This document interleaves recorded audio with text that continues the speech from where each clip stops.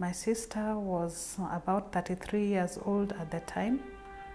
She was married and she had 4 children.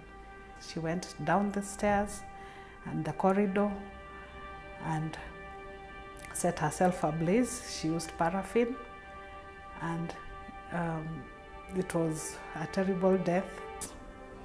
Merab's sister Modero doesn't fit the profile of a person committing suicide in Africa. Suicide rates are particularly high among the elderly, and it's peaking among the young.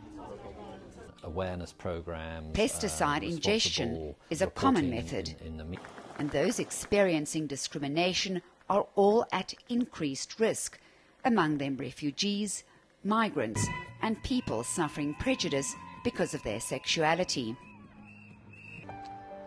Merab believes society and her family failed her sister. At the time, counseling services were not available or out of reach for most of the members of the society. My sister could not access such a service that could have helped her at her time of distress. One way suicides can be prevented is to know the myths as spelt out by the WHO. A common myth is that someone who is suicidal is determined to die. Not true.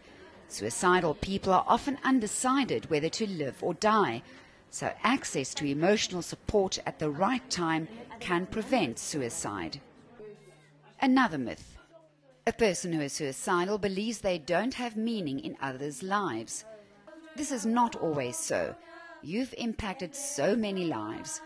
Your family will have to cope with your permanent absence, just as Merab does for her sister Modero. Interesting about this photo is that she actually died in the same dress that she's wearing in the photo.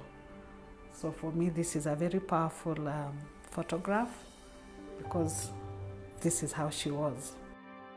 Suicide is preventable. Talk to someone if you believe life is not worth living, or if someone you love feels it's time to go. Sinead Hale, Johannesburg.